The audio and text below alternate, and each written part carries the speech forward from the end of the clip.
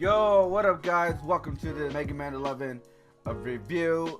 So last night I played it through and through, 100%. I beat the whole game. It took me one night to beat it, but it was very challenging. I played it till, I gotta say, till like 5 o'clock in the morning. It was very fun, very challenging. So let's start from the beginning. In the beginning, they give you the options to like, you go to the options, it gives you options to change Mega Man and Japanese or English dub voices. So that's really cool. No longer you have to read only text out. You can actually hear the voices. If you haven't heard that in some time, I believe since Mega Man 8. So in the beginning of the game, it does give you a tutorial how to use the double gear system, how to use between the two, where you use the left and the right trigger.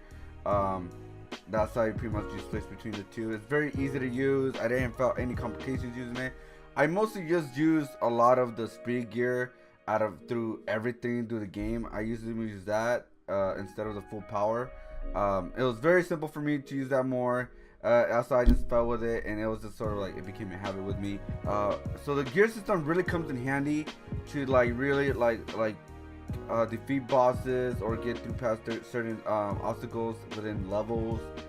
There are a few examples within the whole game. Like I had to use some of the gear system, especially the speed gear was the most useful of all of them, of the both, all of them of the both. For me personally, it helped me get through certain obstacles a lot easier. And also, I do like the weapon system within like the. I like when they use the Mega Buster. You can actually stun enemies now. When like they're like using their armor, you can like hit them with the full blast, and then like they get stunned, and that's where you can like straight out just start killing them. This was a really fun game. Each level was very for me personally, it was like very unique to what it was. They recycled some enemies like here and there, but not as much. Like for me personally, I just had fun playing each level. It was at a good difficulty for myself, and using the gear system really helps you out throughout the levels. But also within each level, each stage has a mini boss. So there's certain mini bosses on all the stages where there's like a sequence that after you beat the mini boss, there's like after like you pass like half of the stage, there is a mini boss. They're very little bit challenging, not really, especially if you use the gear system. If you just use like their weaknesses, it gives it more of a challenging. But at the end of like each of those mini sequences, you do get like a little extra like life, like little energies.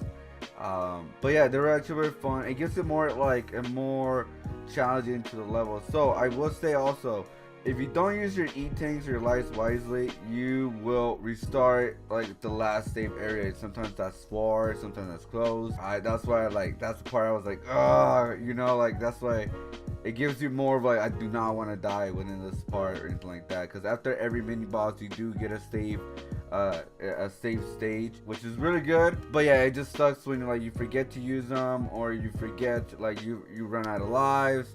You have to pretty much start all over, or like get into like right almost at the beginning of the level. Also, some of these stages did have some sequences, which is really cool. I thought at beginning I found them really challenging, but as soon as you get used to them, because you will die a couple of times and you just end up getting used to them. Buying items, stages, and support. These are really good. They really help you out within each level. Like you will really need to buy your E-tank to support. There's some certain things, like there's actually like an item where it's like a spike item. So if you get hit with a spike, you don't die automatically. It takes you like half of your life or something like that, but you don't die. So that's actually a really good support item that you could get. Of course, there are E-tanks. There are limited to E-tanks you can get. You could upgrade it some to like instead of 6, you could actually get more if you upgrade it. Basically, you buy them with the screws that you get within when you defeat enemies or getting within levels. Screws collecting actually is very easy. For me, I had no problem spending the screws at all. Like I just been spending, buying E-tanks, buying life. It was really no problem at all. I never had a problem like, oh, I'm running out, I need to collect more. So maybe that could have been a little bit more like get a little bit less screws in a way. I don't know if like that would have like make the game more challenging. Maybe it does when you go to the next level, because I play normal. There are like 4 levels: beginner and newcomer and normal, and then the hardest mode. So basically maybe the hardest mode has like a little bit less like gears, something like that. So I played through the whole Mega Man game through the normal the normal way. Basically, I didn't follow any sequence. I just kind of went with it. I know a lot of people use Blockman as the first one because I was using the demo. I pretty much did the same thing, but I don't know, because at the beginning I wasn't like using eating stuff like that, and I just couldn't get through like getting past the final boss. So I kind of like I was like, all right, you know what, I'm just gonna go my way, and I just started with Fuse Man, and just started from there.